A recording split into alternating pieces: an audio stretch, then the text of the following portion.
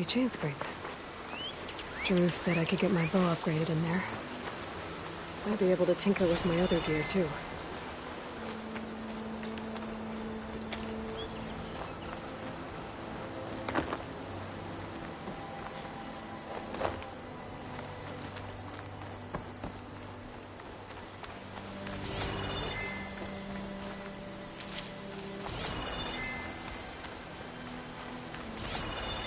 Dead machine.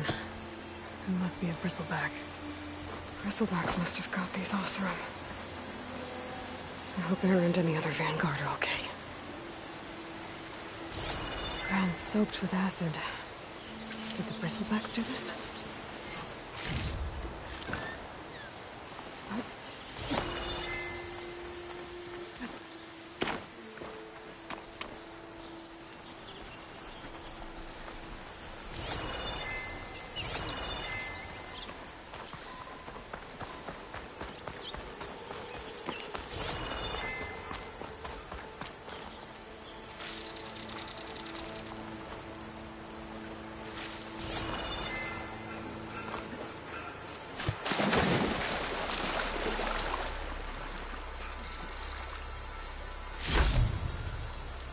Gemstone. It's green like blaze, but it's hard and shiny. I wonder if merchants would be Outlander interested. approaching. Is that the savior? Wanna come in, Savior?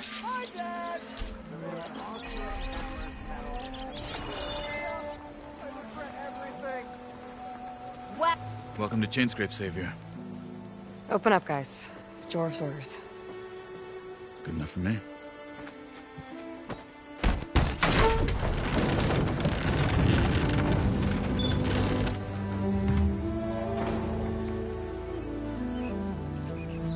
By the Forge. Petra?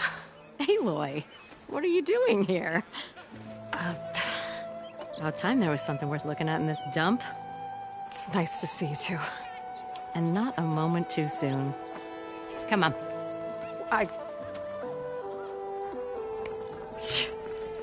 Damn brewery's the only thing I can count on in this place. Yeah, I heard. Machines, work stoppage. Oh, those are just the latest malfunctions. Chainscrape's always been a few tools short of a kit. And right there is the biggest tool of all. Our land, not our problem. The bristlebacks are everybody's problem. Roland? You've heard of him, Yeah. but he's a story best told over a cold beer. Petra. I'm just passing through. I'm headed west. Oh, There's an embassy at Barren Light I need to make happen, and then I keep moving. ah, of course. Bigger gears to grind. Well, Flamehair, good to see you. You've got to move on. Petra. But if you want a cold beer and a few laughs with an old friend, come find me at the brewery. Your choice.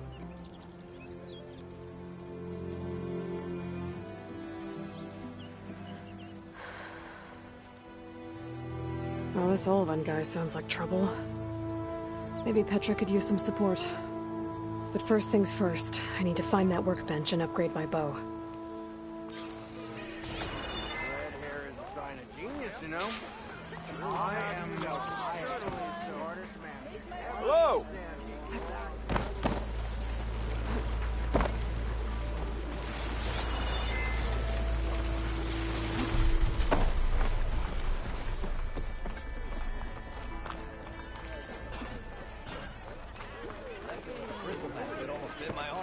Workbench is free if you need to tinker with that gear, though. Shop looks closed. Yep, Can I still use the workbench? I ain't gonna stop you. Pick it up.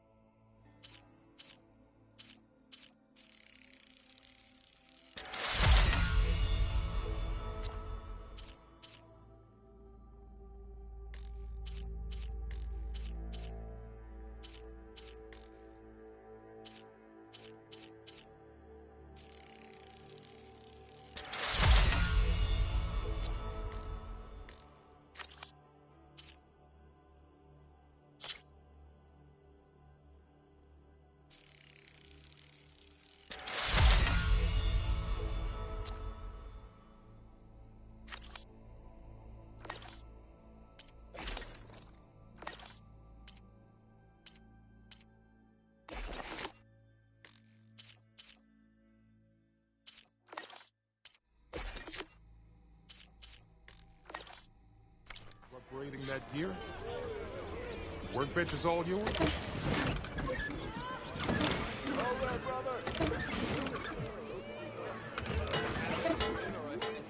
How am I supposed to work with a hammer in this state? This should be useful. Now I just need to find Erend and help him clear the bristlebacks. Kinda makes you wish you still had that energy. Never fear, my lady. You have found me.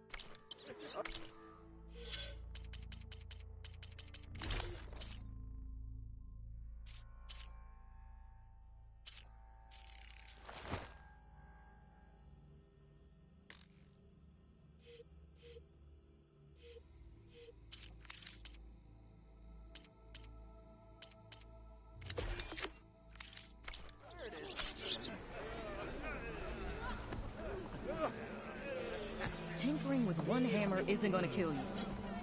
Unless Ulvin and his cronies hear about it. Now leave me be.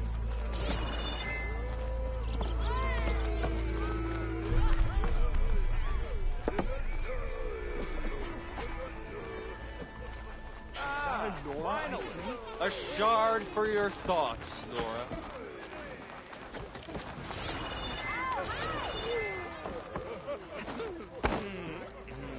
Hello!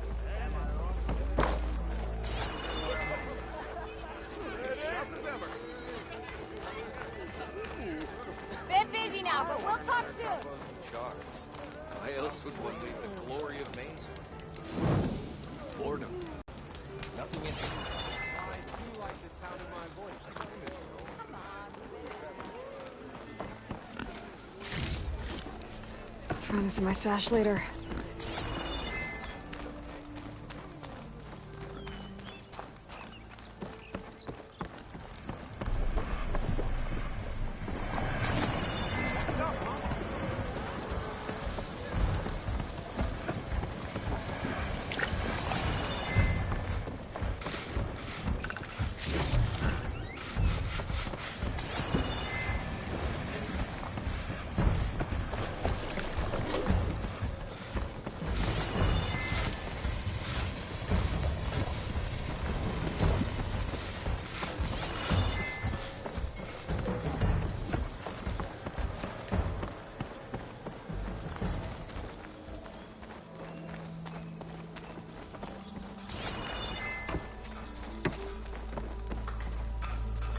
Ignoring me again? What? I'm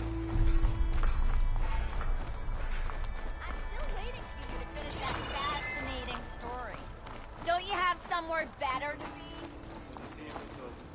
What did your sister think of her gift?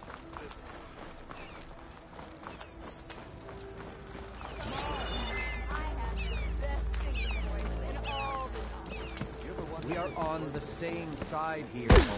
The Bristlebacks threaten us all. Oh, drop the act. We all know it was the Carja who let the Bristlebacks into the valley. Sent them straight through the gates of Barren Light. That is preposterous. Hey, I thought you'd left Why by now. would we let dangerous machines into our own land?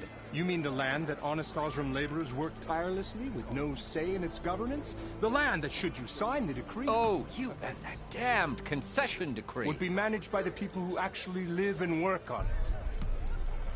What do you want, Ulvund?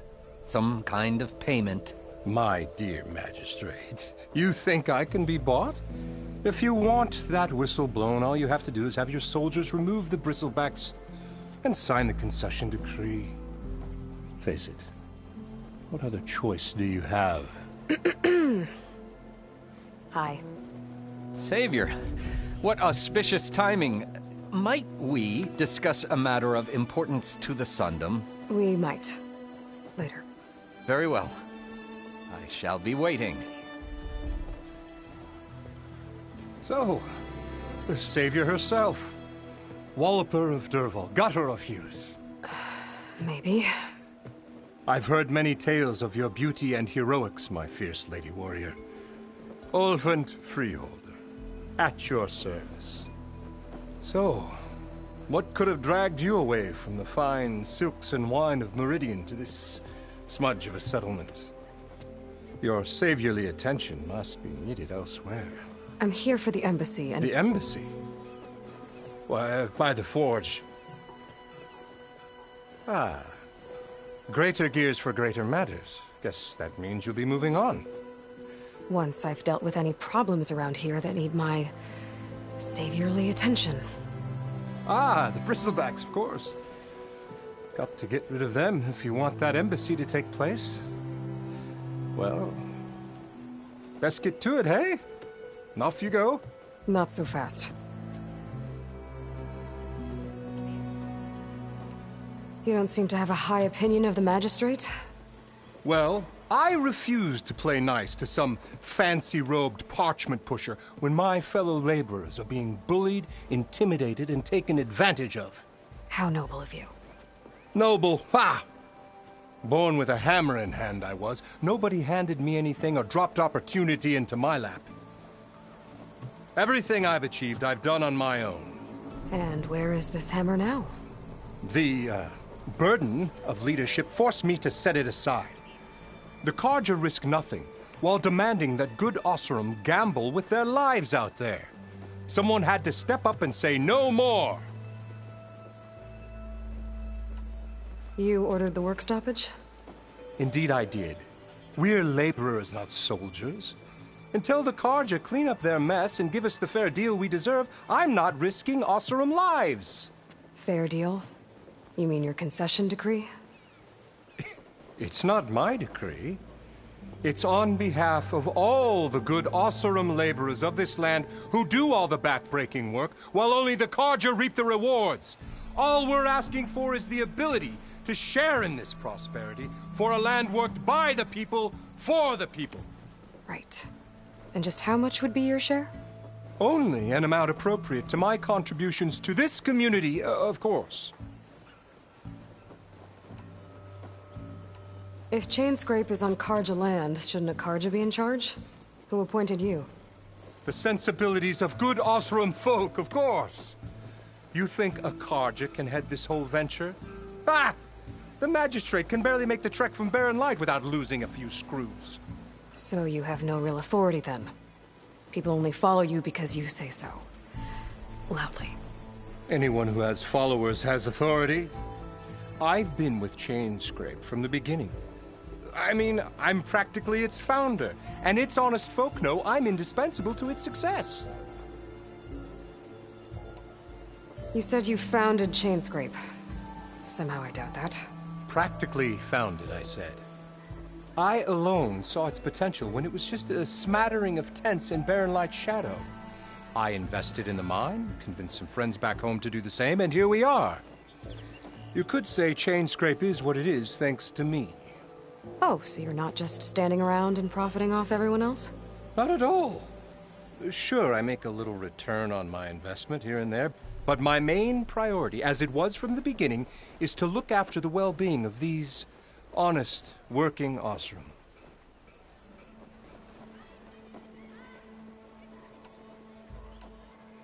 Where's the whistle? Right in the middle of town, but with the threat out there, I'm not endangering innocent Osram lives. I'm going to clear out the bristlebacks. And when I'm done, this valley is going to get moving. If that's what it takes. Until then, I'll keep looking after the safety of these good folk. Just be ready to blow the whistle.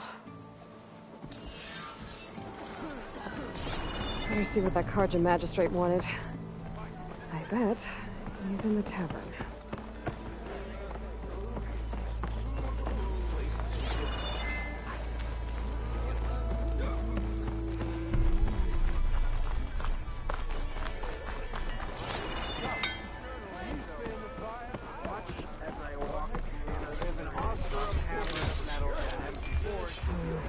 All on me.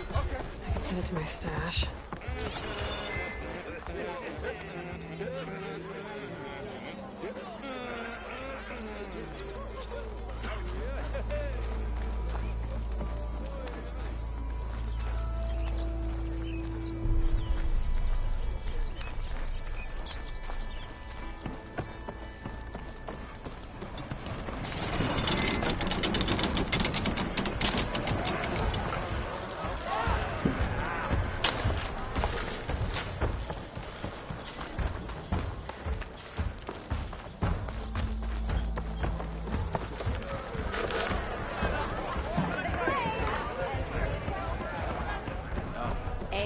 Hey, Ray, change your mind about that brew? Fancy a game of strike? Yeah, you!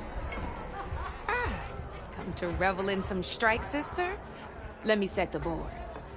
I was just passing by. First timer, huh? Don't worry about it. I'll go easy on you. You got any pieces? No. Well, aren't you in luck then? I got an extra set. A Tanakh original straight out of the Forbidden West. Sit. I'll run you through it in a hot spark. I'll give you something special if you win at all my boards, too.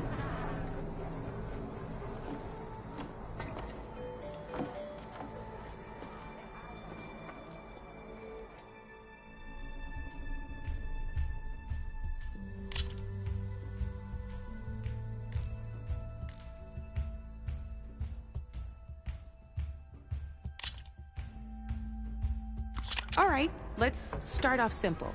The Tanakh like to say that Machine Strike is a game of pure strategy. We each get a set of pieces.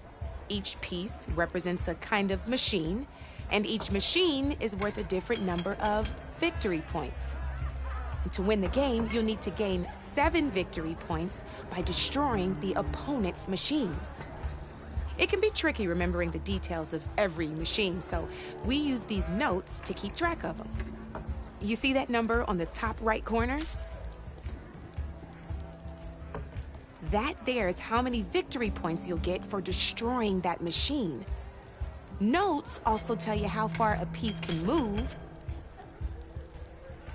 how powerful their attacks are, the distance they can strike from, and of course, their health. Okay, that's enough for now. Let's just play. I'll explain the rest as we go. I own the board, so I get to choose who goes first. Since this is your first time, I'll let you go. Usually you get to choose which pieces to set on the board, but this will do for now. Pick up that machine piece to your right, and move it forward. And remember, each machine can only move a certain distance. Take a look at your notes if you need a reminder. Easy enough, huh? Now, you get to move 2 machines each round, so go ahead and pick a second machine.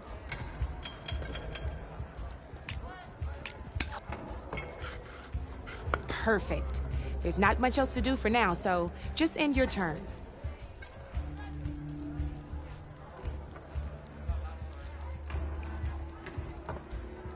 We're forging onwards. Let me move my pieces here. And we're back to you. This time, why don't you try attacking one of my pieces? Try with that machine on your right first. Now move the piece close enough to attack one of my machines.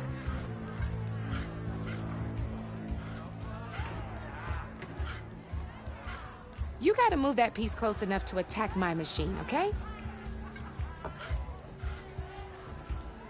When a machine's combat power is a combination of the terrain your machine is standing on and its own attack power.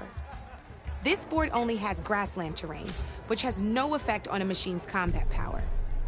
And your current machine has 2 points of attack power. So in total, your machine's combat power equals 2 points. Since my machine isn't the one attacking, it has 0 points of attack power. And just like your machine, it's not affected by grassland terrain. So right now, the difference in combat power between the 2 machines is 2 points. This means your machine can do 2 points of damage to my machine. Did you get all that?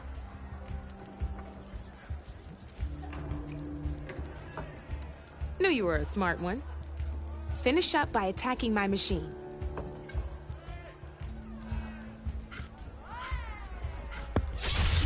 Not pulling any punches, huh? Now grab that second machine of yours. See how your machine can't move close enough to attack mine? You can make your machine sprint. That lets it move 1 space further. Try it out.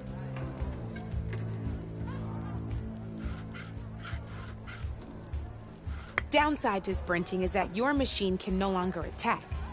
Now, some players like to take a risk and overcharge their machine in cases like this. Overcharging lets you attack after a sprint, but it will damage your machine's health by 2 points. So use at your own discretion. Let's try doing that now so you can see what I mean.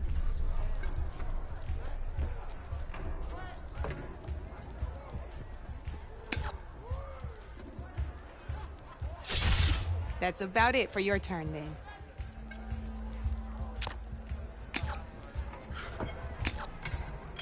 Now, I'll let you in on a neat trick. That machine of yours, the one closest to me, grab a hold of it. Same as in the wilds, machines have both armored points and weak points. You can see them marked on the pieces. Blue shows where their armor is thickest. Hit them there, and you'll do some damage, but not a lot. Now, red shows the machine's weak points. Hit those, and you'll deal a mighty blow. Here, let me show you. Rotate that piece so your machine faces mine. Now let that machine have it. Off the board she goes, and there's your first victory points. You don't have 7 of them yet, so let's keep going. Your machine attacked mine, but hasn't moved yet. Go ahead and move downwards towards my remaining piece. You've already attacked a machine and moved your piece. But If you overcharge your machine, you can attack a second time. And by the look of your machine's health, you'd be sacrificing your piece to defeat mine. But sometimes, that can be a good thing. Overcharge your machine to attack mine a second time, and I'll show you what I mean.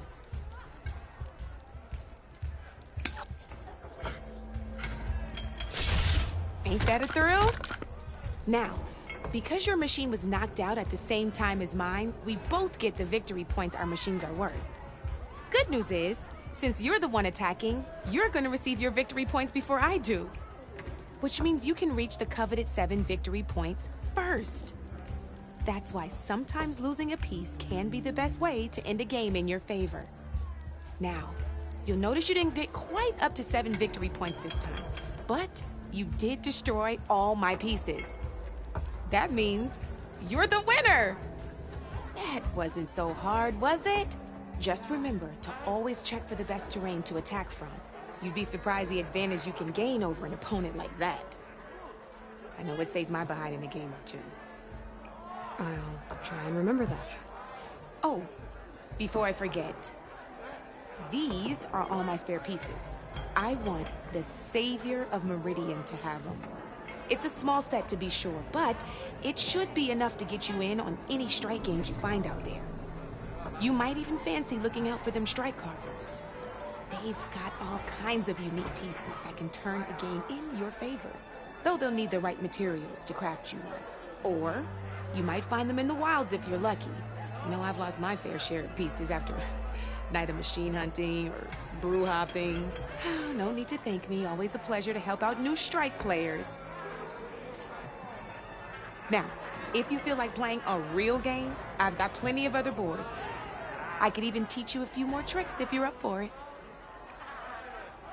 Thanks. I'll think about it.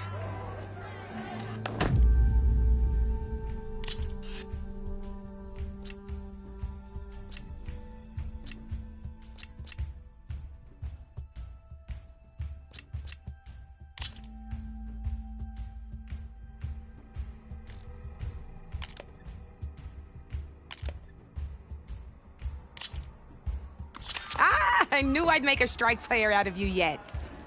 How about this time I tell you how to use a board's terrain to your advantage? This one's got all the different terrains you can encounter in a game of Strike. Knowing when and how to use them can mean the difference between victory and defeat.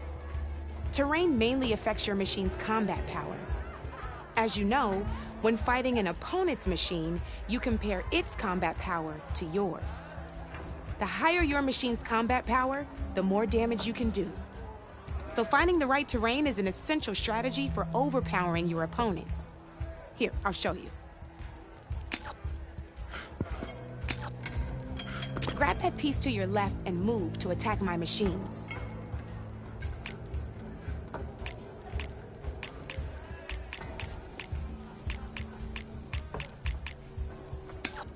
Now let's combat power is the sum of a machine's attack power and the value of the terrain it's standing on. Since your machine is attacking, it's using its 2 points of attack power. It's also standing on forest terrain with a value of 1 point. Add those together and your machine has 3 points of combat power. My machine is standing on grassland terrain with a value of 0 points. It's also not attacking, which means their attack points aren't in play. So my combat power is 0. This means your machine can do 3 points of damage. Go ahead and test it out. There you go. Now, choosing the right terrain doesn't just improve your offense. It can also help defend your machines from attack. Grab your other piece and place it in front of my second machine. Since your machine is attacking, it's using its 2 points of attack power. It's standing on grassland terrain. This terrain has a value of 0. This means your machine's combat power adds up to 2 points. My machine can't use their attack powers since they're defending their position. But they have the higher ground. They're standing on forest terrain, which is worth 1 point. This means my combat power adds up to 1 point. Now, the front of my machine is colored blue. This means that the spot you're about to attack has armor protecting it. Which means my machine gets an extra point, giving it a total of 2 combat power points. If we compare the combat power of both machines, you'll see that you won't be able to do any damage. Whenever you're unable to top an opponent's combat power, you can still choose to attack and break their machine's defenses instead. Go ahead, try it out and see what happens. Ha, see? When you break a machine's defenses, you can knock it backwards. Sure, both our machines will receive 1 point of damage, but knocking my machine off that terrain makes it more vulnerable to attacks. Not only that, if my machine had been blocked from moving backwards, it would have received an extra point of damage. And if my machine had been blocked by another one of my pieces, that machine would have received damage as well. That's why breaking a machine's defenses is a great way to deal damage to several pieces at once. Useful, right? Okay, now go ahead and end your turn. There's still one more thing I want to show you. All right, as we've seen, the higher the terrain, the more it'll add to your machine's combat power. However, there are 2 other terrains that work a little differently. This is what we call a chasm. Only flying machines can be placed on those. But it'll take away 2 combat points if you do, so be wary. This is marsh terrain. Landing on it will take away 1 combat power point from most machines. It'll also keep your machine from moving for the rest of the turn. Here, let me show you. Grab that machine on your left.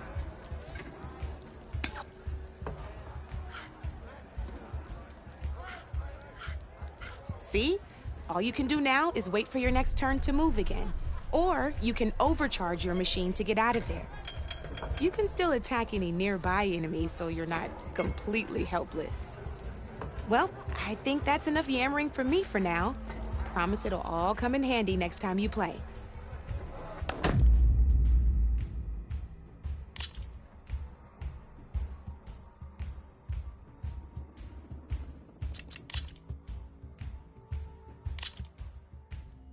Here for more tips? Why don't I tell you a bit more about the pieces we used to play? In a normal game, you get to choose which machines you place on the board.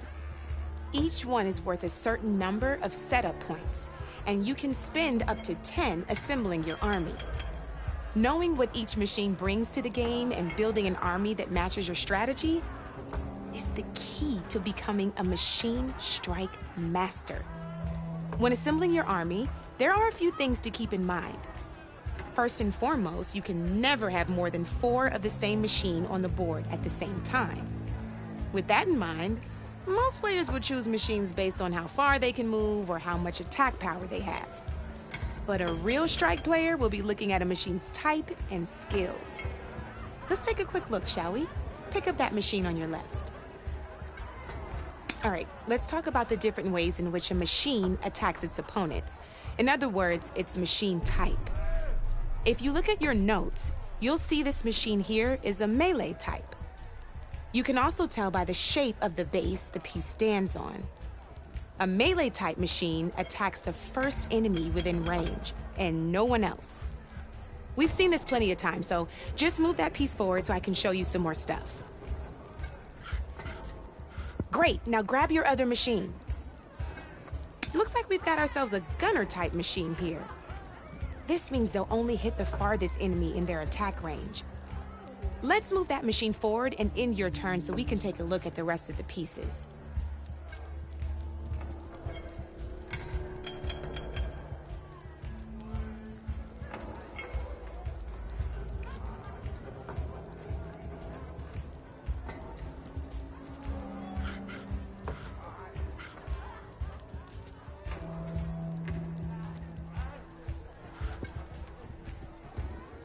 Let's go with this piece first.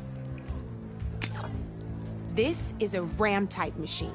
Attack an enemy with it, and it'll push the piece backwards. Like this. See, now my machine has taken over your machine's spot on the board. This is a great way to take the advantage away from your opponent if they have the higher ground. Looks like we have one more piece to look at. Now this is a beauty of a piece.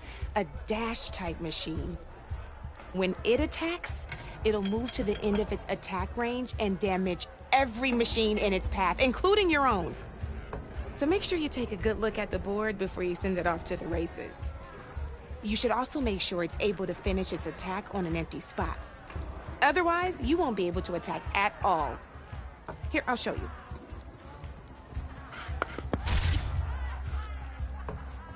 Look, it even rotated your piece.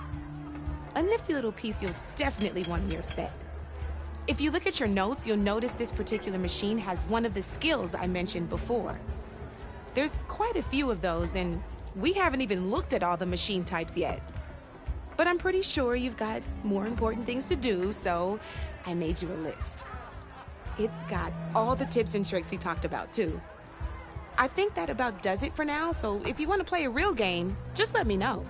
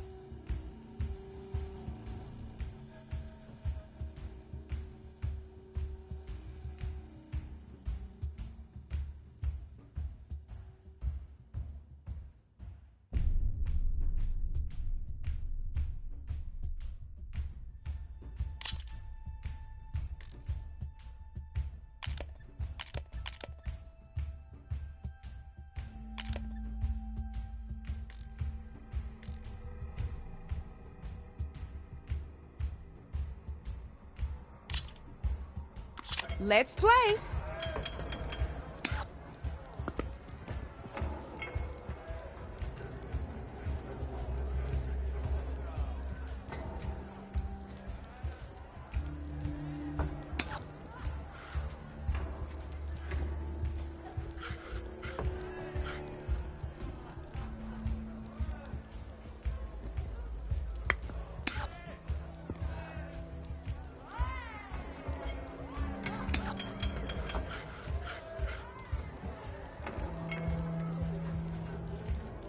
My turn.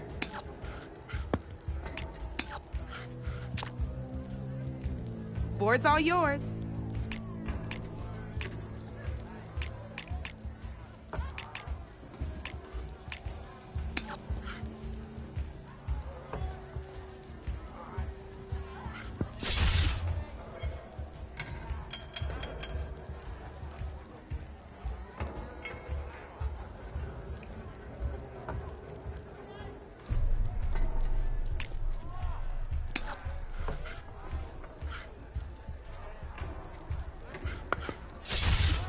Single machine left? That ain't good.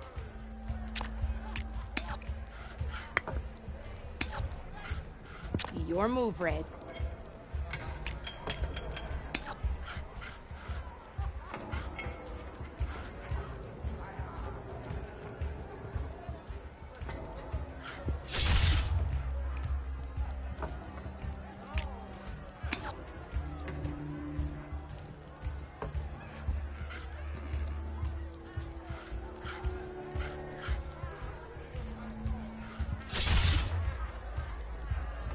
time to make my move.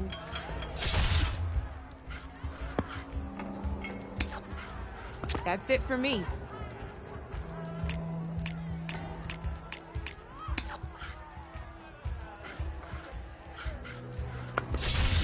You got me, fair and square.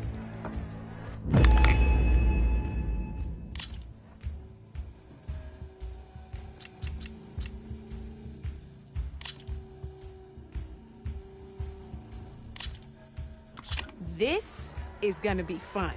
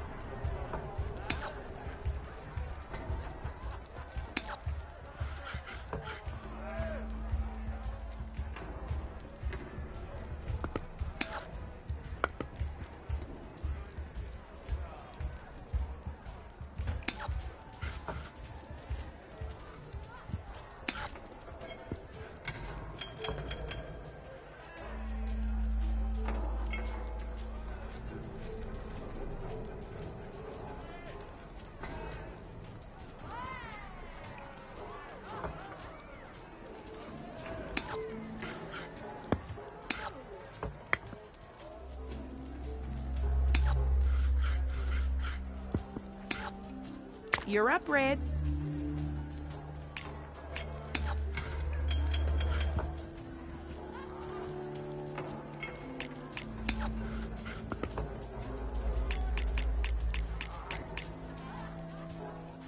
Okay, let's see.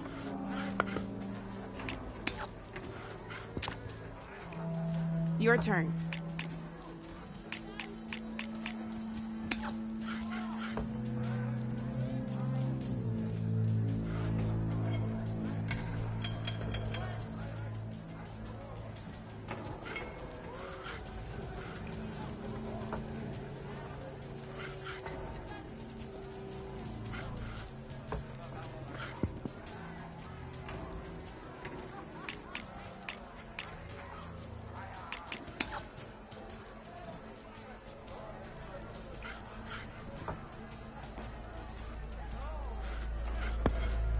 I'm up.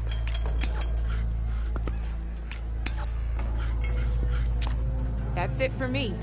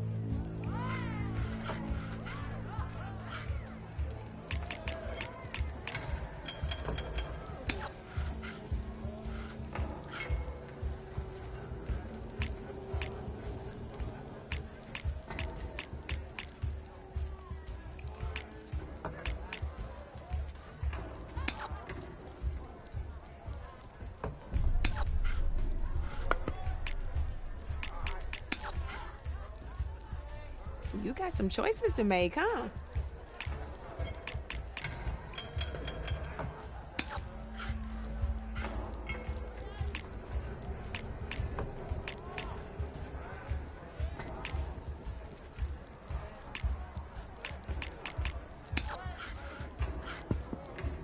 Time to get serious.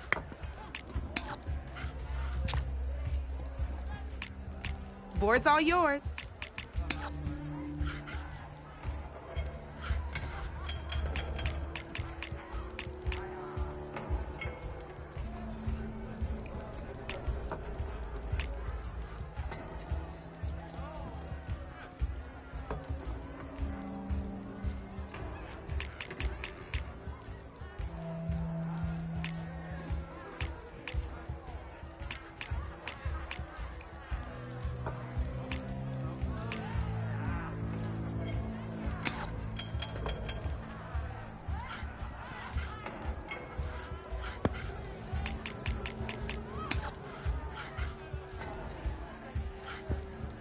him up.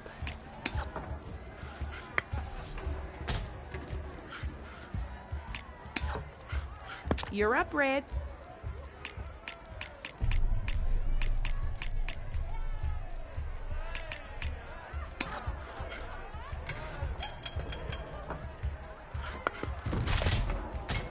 Well, that's done now.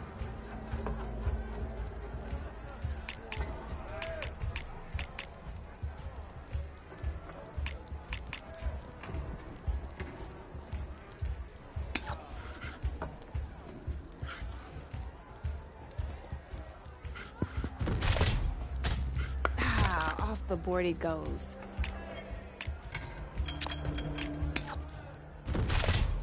Okay, let's see.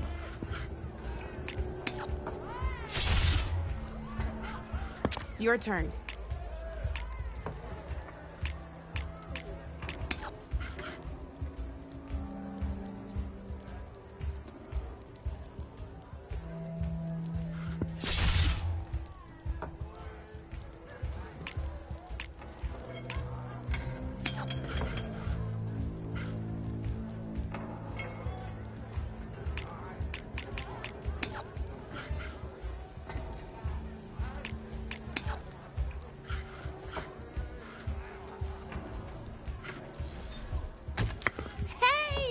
I like that piece where it was.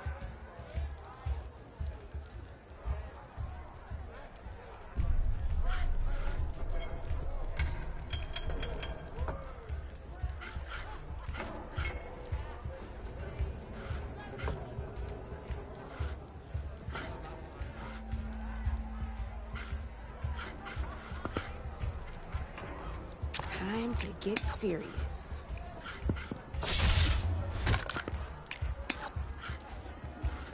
Knock it right off the board.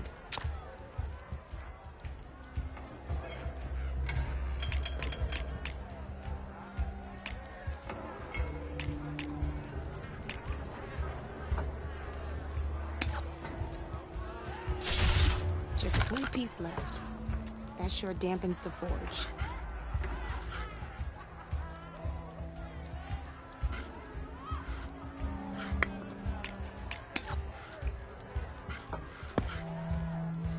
My turn.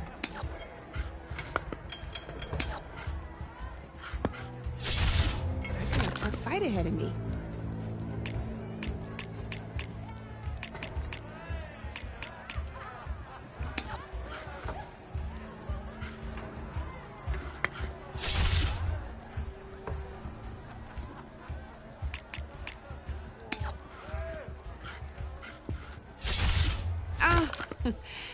Looks like I lost.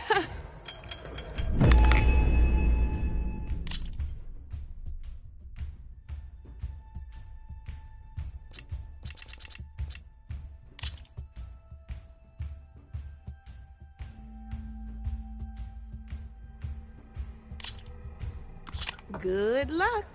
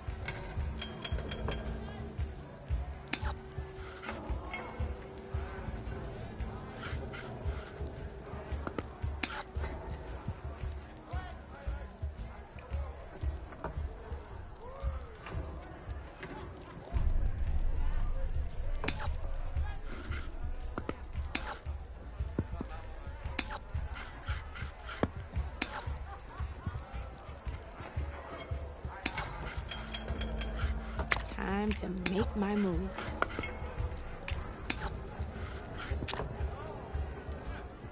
Your move, Red.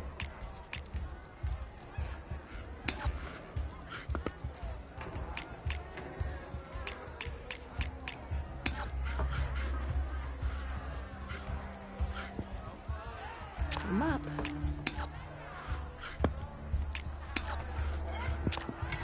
That's it for me.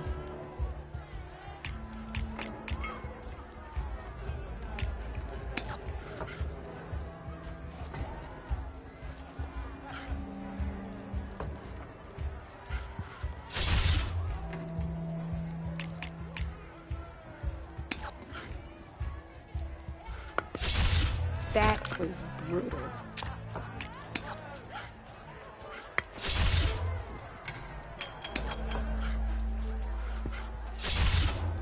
You're up, Red.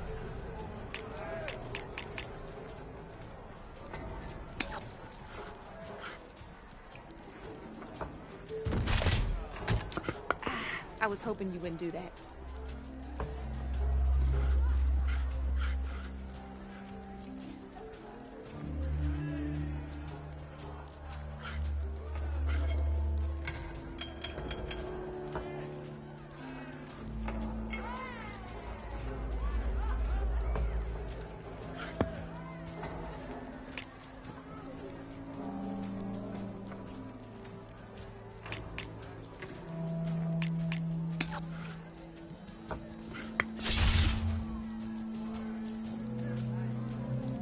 Okay, let's see.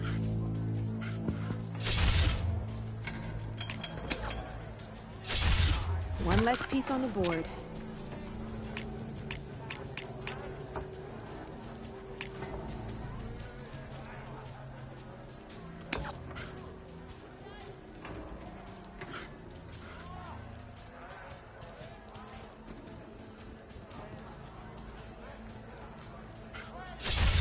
Well, that's done now.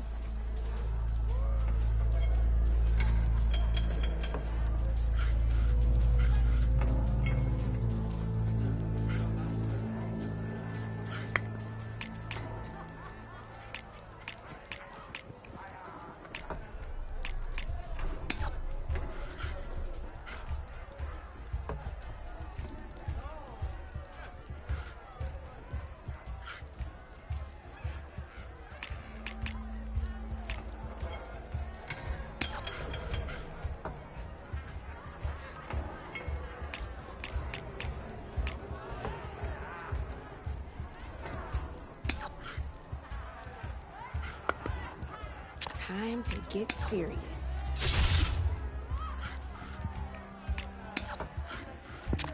Your turn.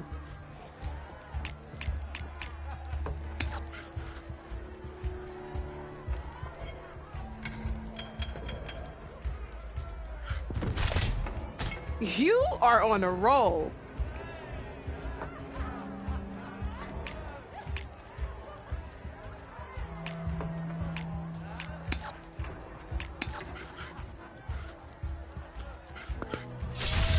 That was brutal.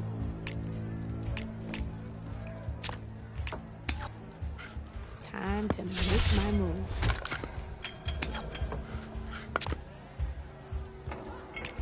Your move, Red.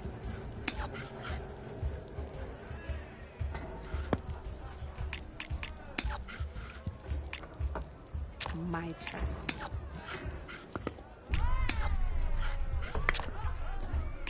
Board's all yours.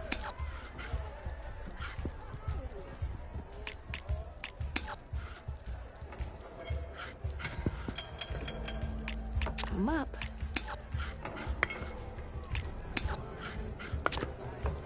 That's it for me.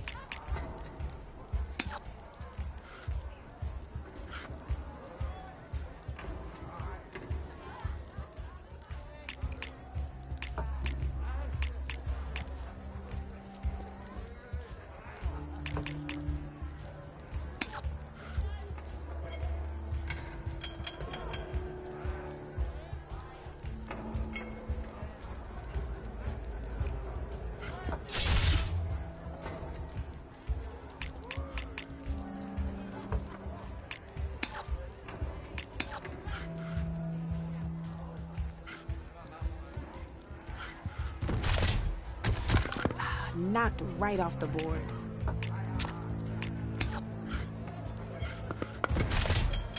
That's how you do it.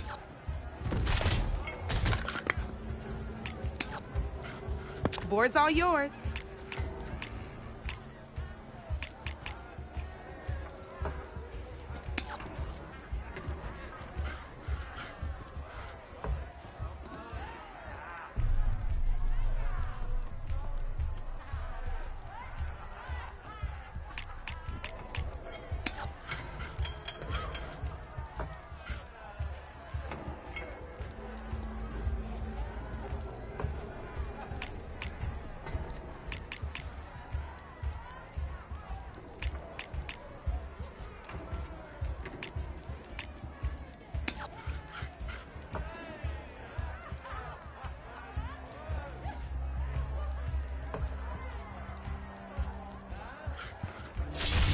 Just one piece left.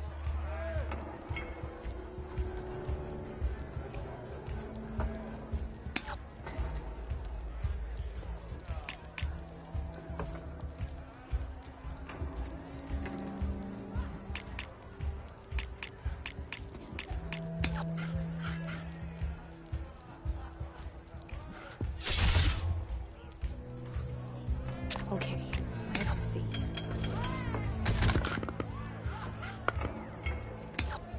You got me down to one piece. I am impressed. I won! Oh, but I'll play you again if you want.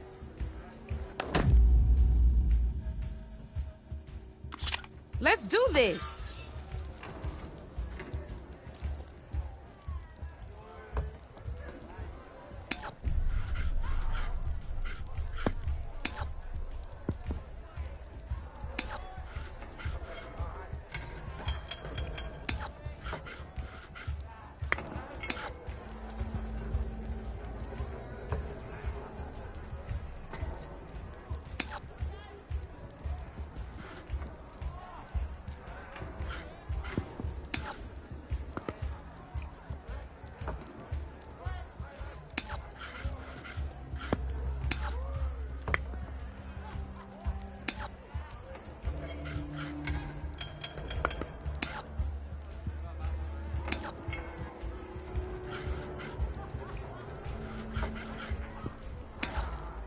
You're up, Red.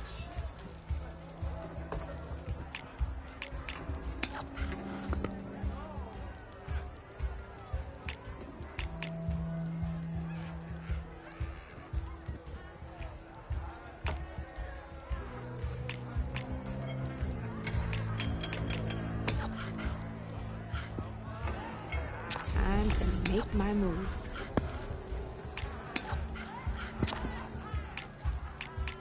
Your move, Red.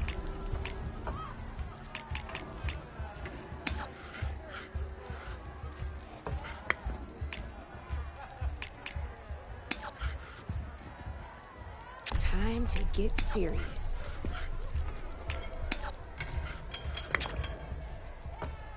Your turn.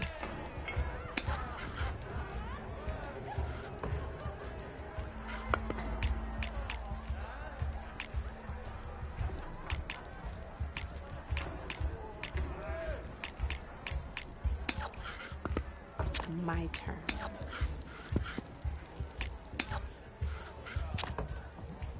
Board's all yours.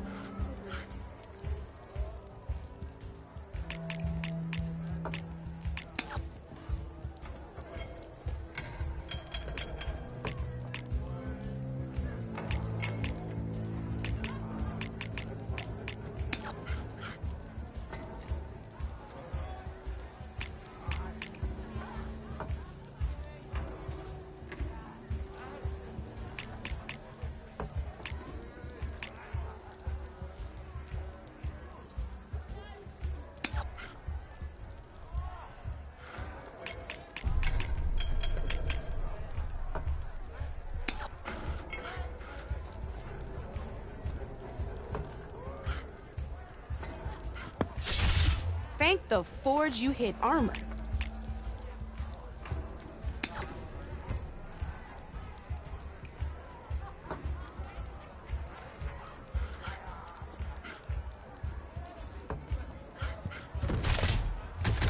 Ah, off the board it goes.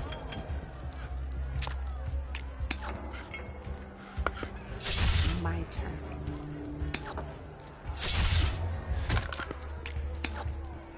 One less piece on the board.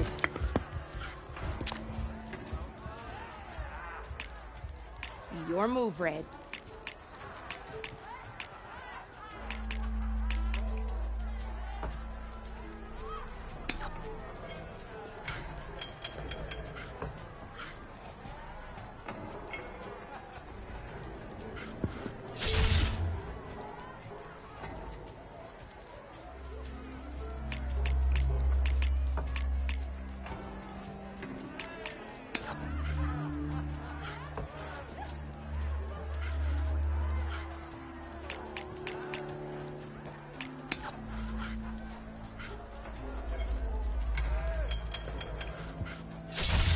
That was brutal.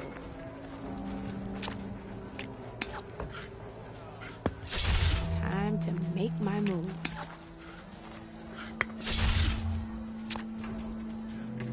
You're up, Red.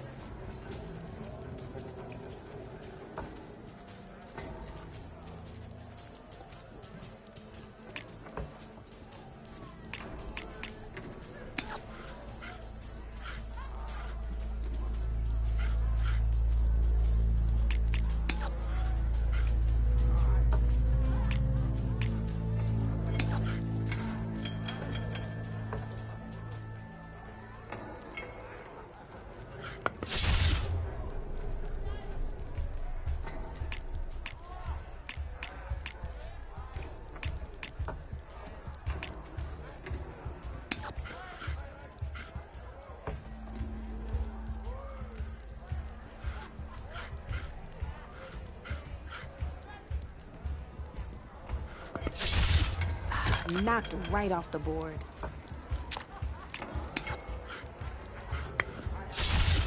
Ah, off the board it goes.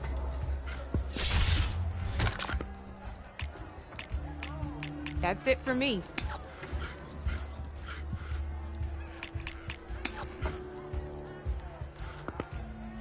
I'm up.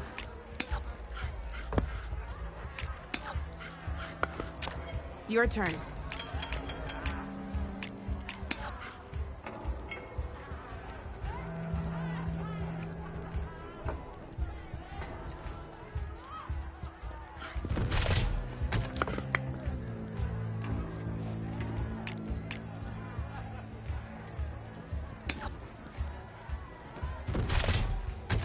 Well, that's done now.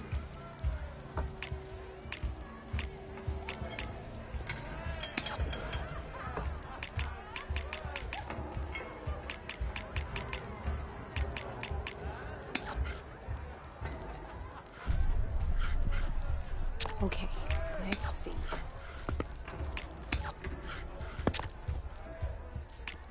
You're up, Red.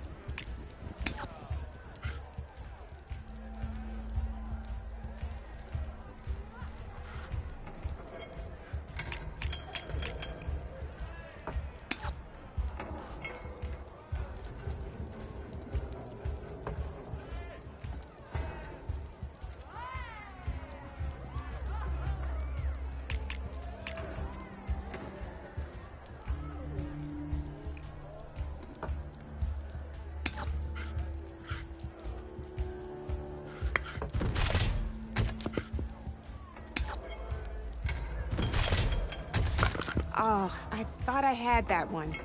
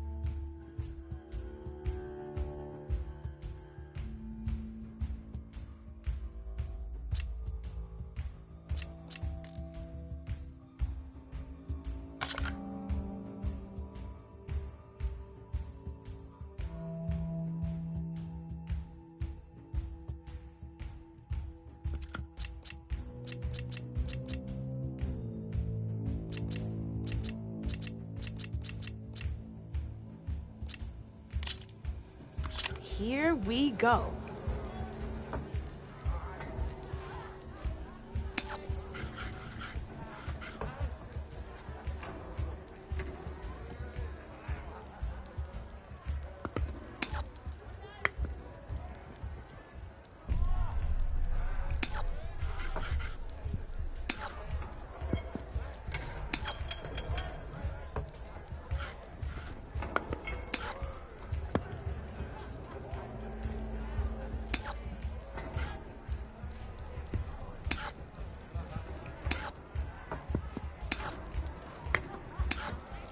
That's it for me.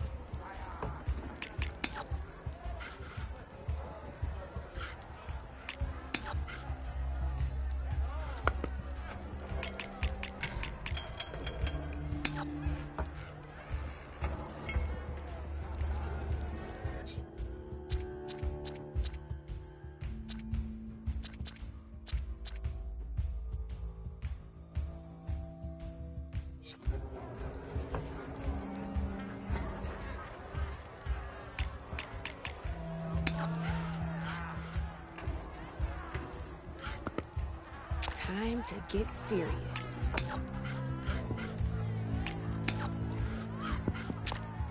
Board's all yours.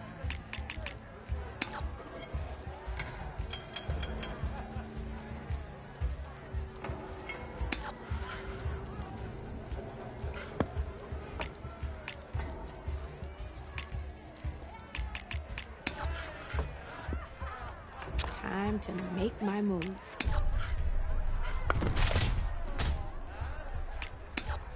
You have to admit, that was impressive.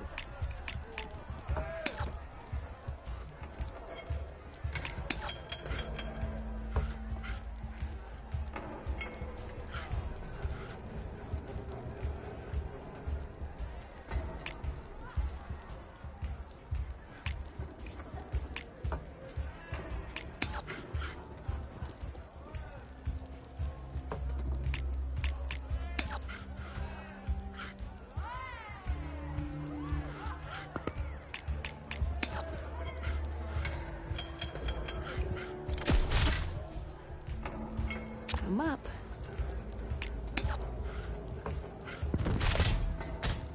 Nice!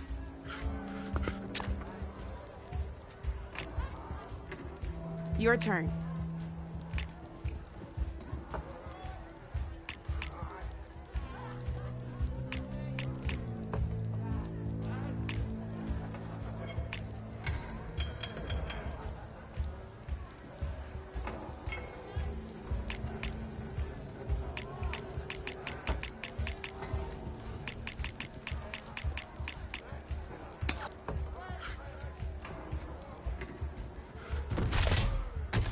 One less piece on the board.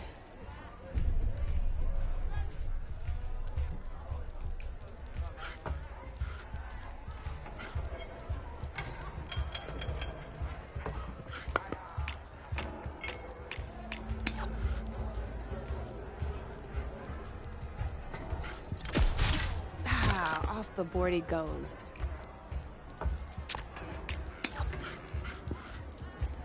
Time to get serious.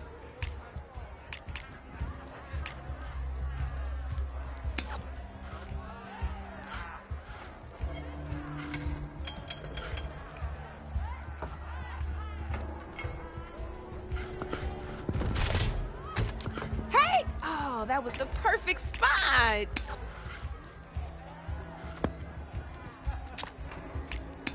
Okay, let's see.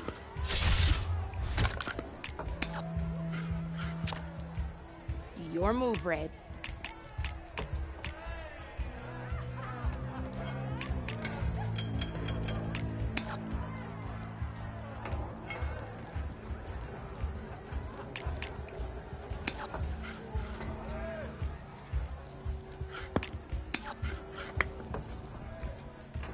My turn.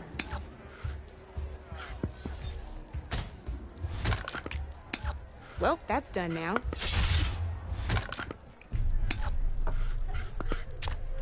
You're up, Red.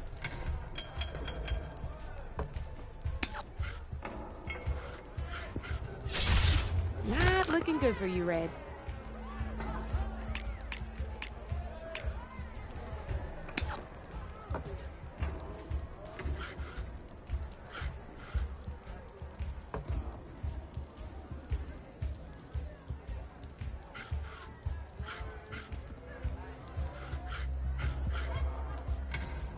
Okay, let's see.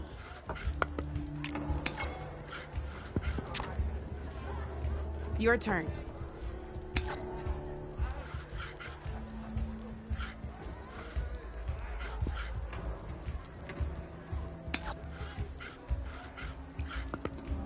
Time to get serious.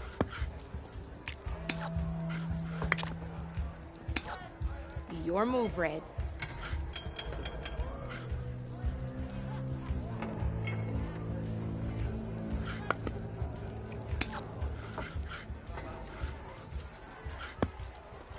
My turn.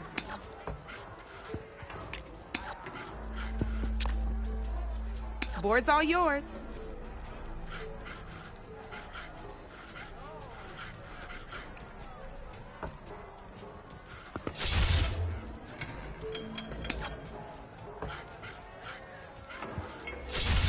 Looks like you're down to one piece.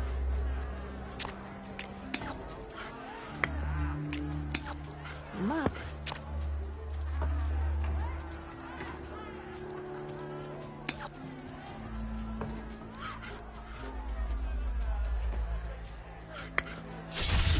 Well, spark my forge. You have beaten me on every one of my boards. Now that deserves a prize, I say.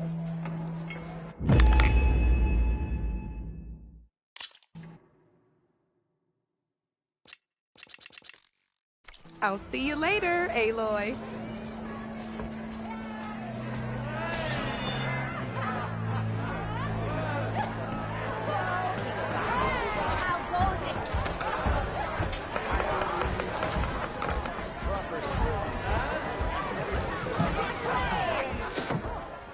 Hey, Milda. Milda. I took some of your stew last time I went into the wilds. Kept me going for a week. Felt like I could have put a strider in a sleeper hold. Enjoy it while it lasts. Sounds like you're serving up some impressive provisions here. Not again. You can have the discount too, but you'll have to come back later. I think you have me confused with someone else. Olvin didn't send you? No. Oh, my apologies. It's just that his minions won't stop pestering me. Now I've even worn out my special grill. Since I'm in the midst of a crisis, perhaps you could skip to what it is you wanted? Some of your food? Of course.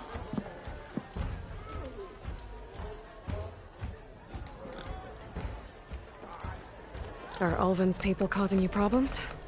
Oh, yeah. They constantly demand my best, but the equipment I need to make my signature dishes isn't built for batch cooking. And don't get me started on the Ulvin discount they feel so entitled to. And if you refuse? I make meals, not trouble. How did you end up in Chainscrape? Heard about a new and upcoming town at the edge of the frontier. Where there's a town, there's a tavern. I was in need of work. So I got myself out here and started cooking. Some of these people had never tasted proper boars and berries stew before. Anyway, next thing I knew, people kept coming back. Guess they liked my food. Or the ale. Your last customer mentioned your cooking really kept him going out in the wild. Where I'm headed, I could use some of that.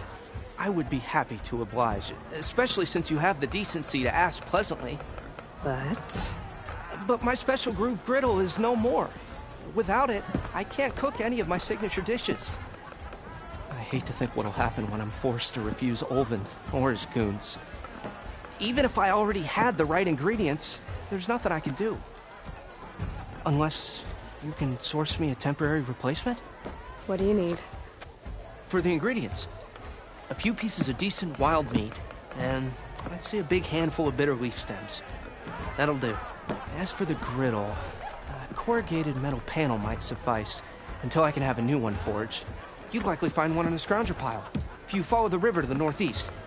Don't worry, I'll clean it first. You'll have no issue finding boars and bitter leaf on your way. Assuming you're as much a hunter-gatherer as your clothing suggests. Thanks, Mildef. I'll keep an eye out. So that's what gratitude sounds like. And don't let anyone push you around, okay? If you say so.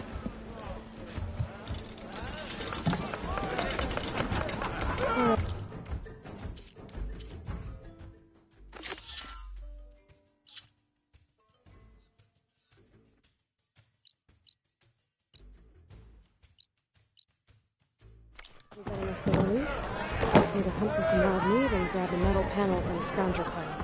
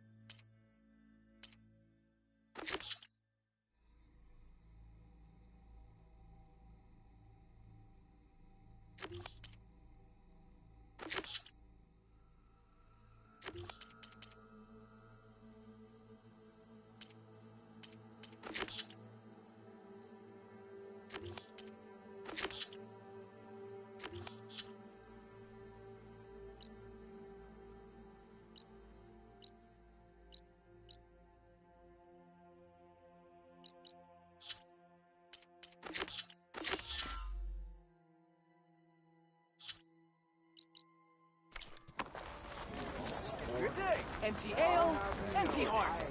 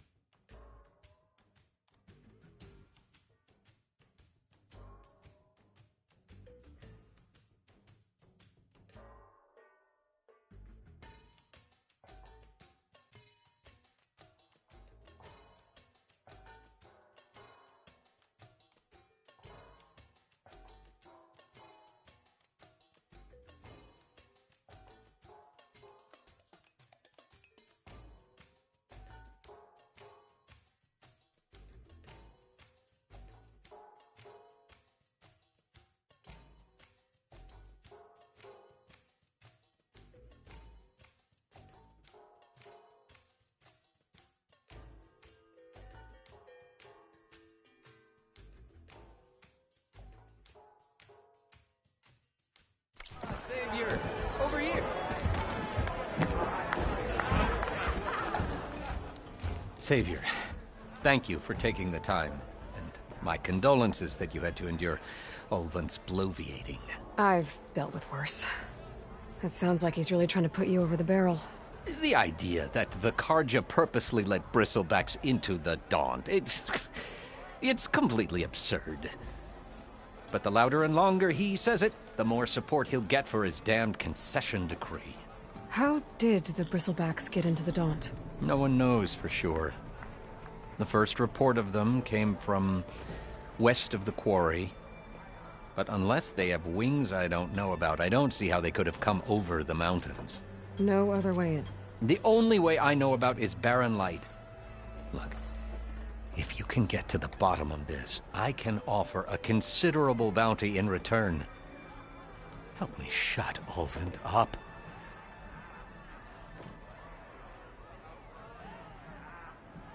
What is this concession decree that Ulvund wants? He wants the Sundom to designate portions of the Daunt as Oseram holdings.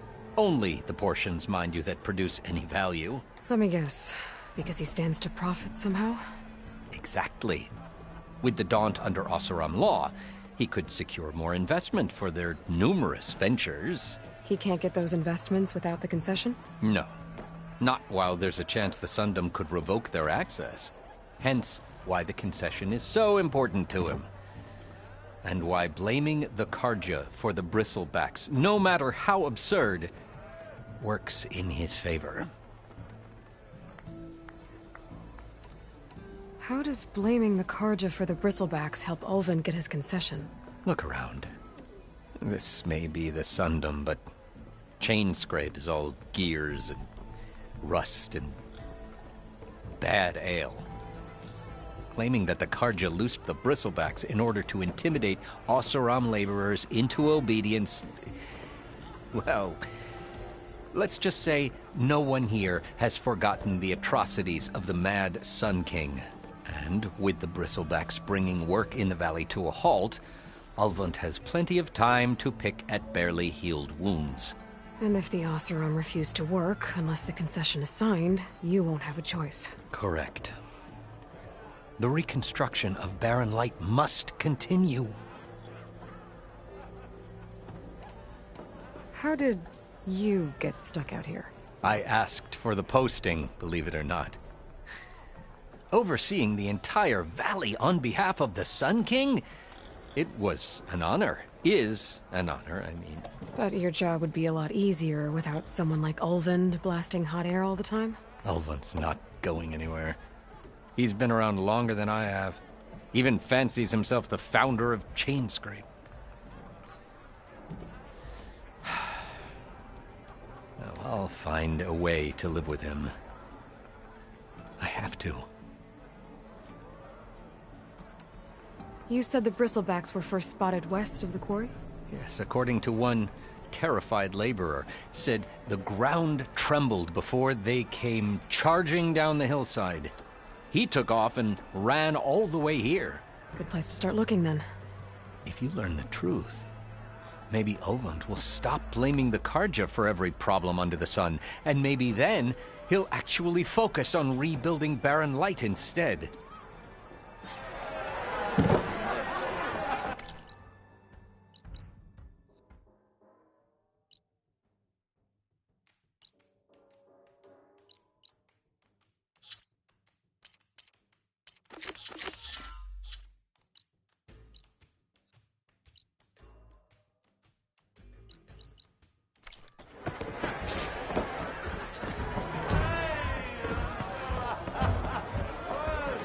Hey, I thought you'd left by now. Look at you.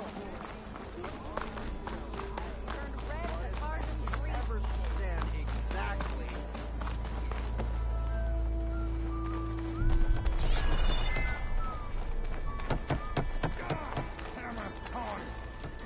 I hope Corbin and the others are doing better than I am. What happened to you?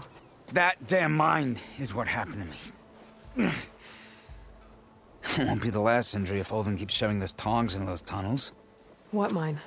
Northeast of Chainscrape, where the river ends. I told Corvin we should stop when the first cave-in happened, but Ulvund probably threatened to cut off our pay. Or worse. How about you slow down and take me through it?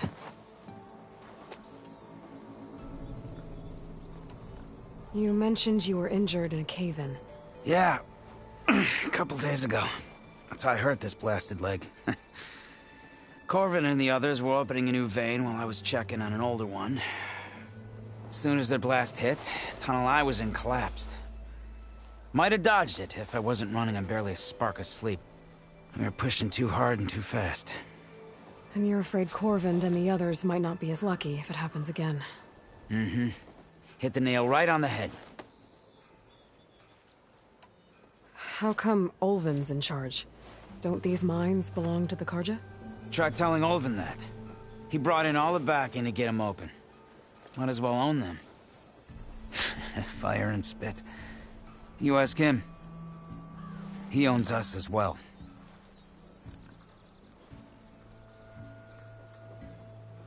Who's Corvind? He's their foreman. And a damn good one. The kind that knows how to deal with management when it gets unreasonable. But Ulvund... his demands go beyond unreasonable. Corvin's been doing his best to appease him. He even blamed himself for my injury when it was Ulvund who ordered the extra shifts. Sounds like a good guy. That's why we all put up with the long hours and lousy conditions. But if the whole mine becomes unstable, I'd rather suffer Ulvund's wrath than die buried in rubble. I could check in on your crew if I'm in the area. I would appreciate that. Thank you.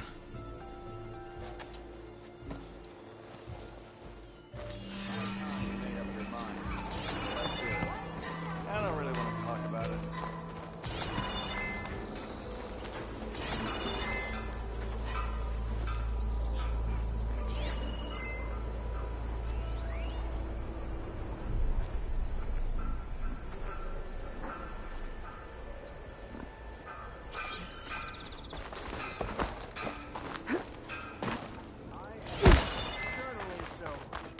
Watch as I walk in a straight issue. Missy!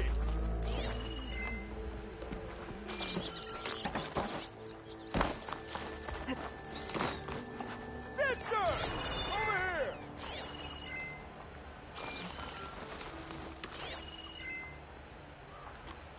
How goes it, Hammerhead?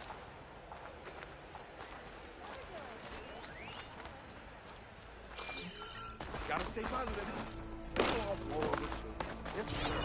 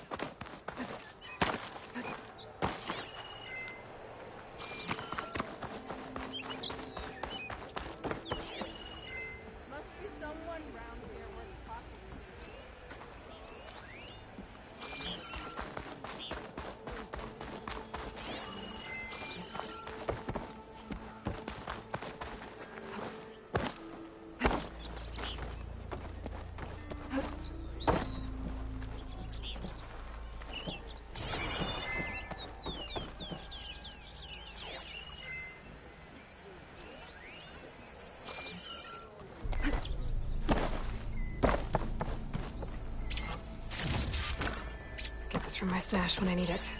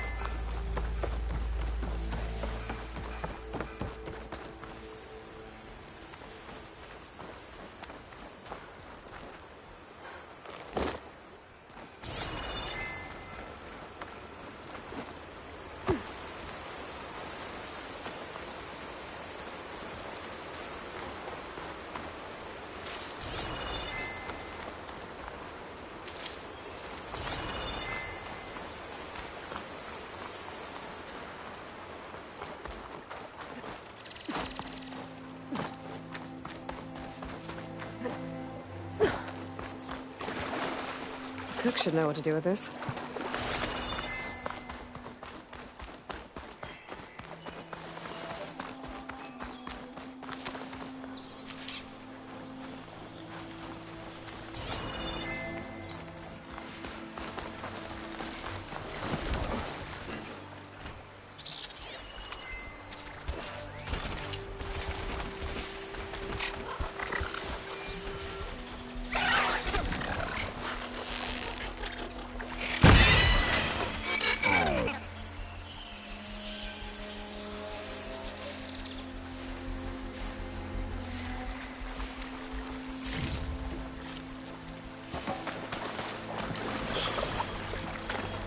If I find that cauldron, could learn how to override this machine.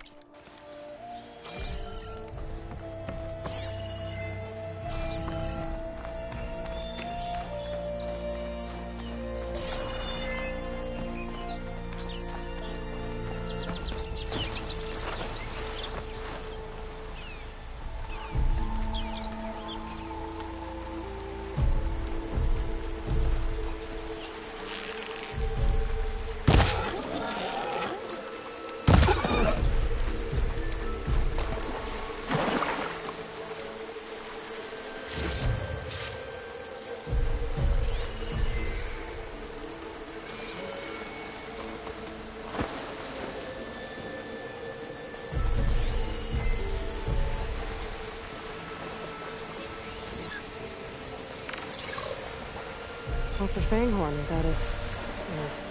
horns?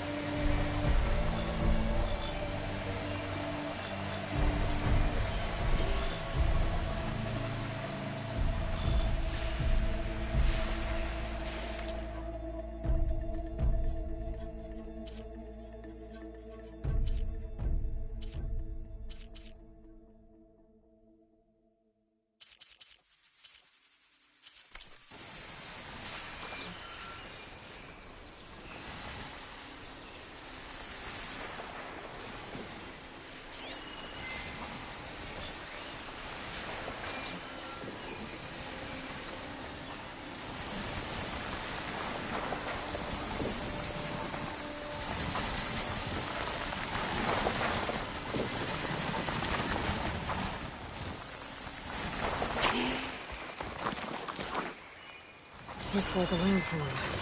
Scary rattlers.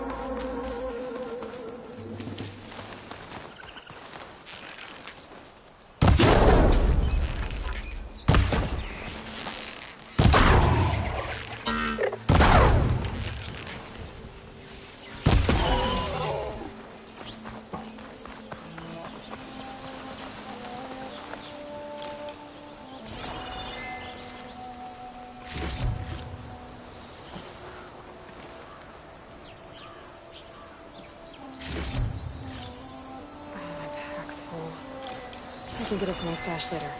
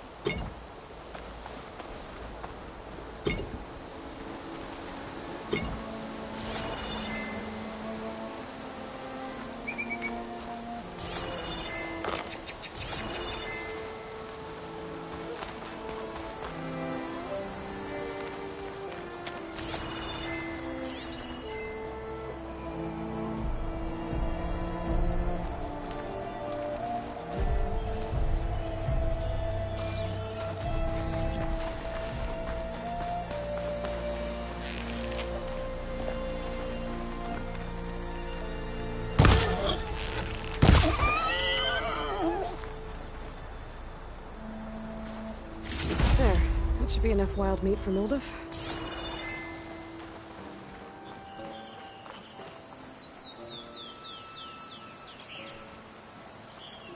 Dyer can make use of this.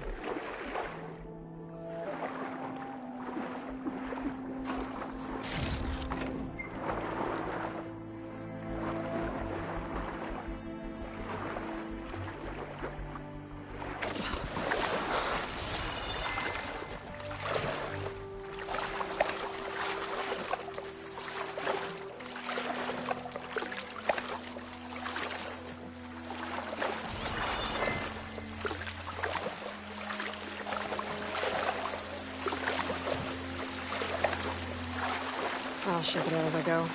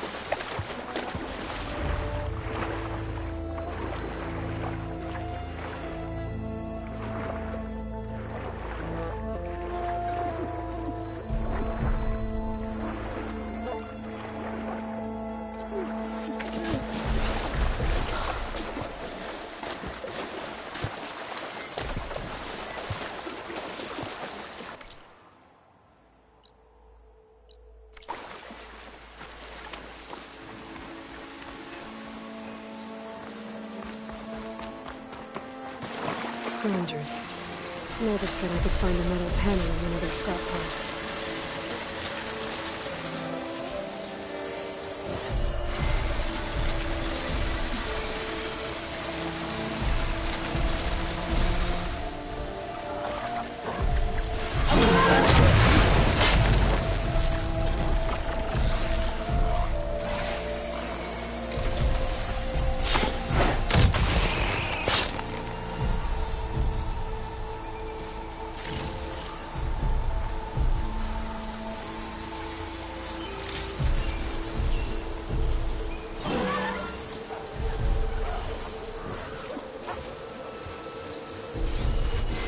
Could hit it with acid.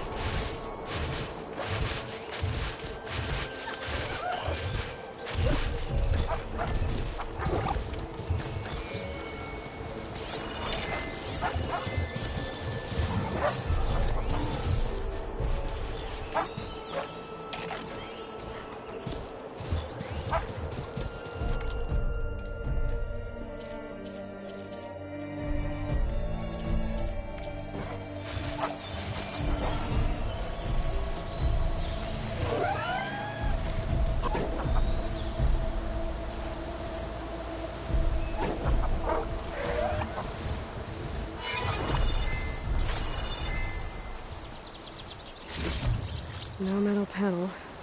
Better check another scrap pile. I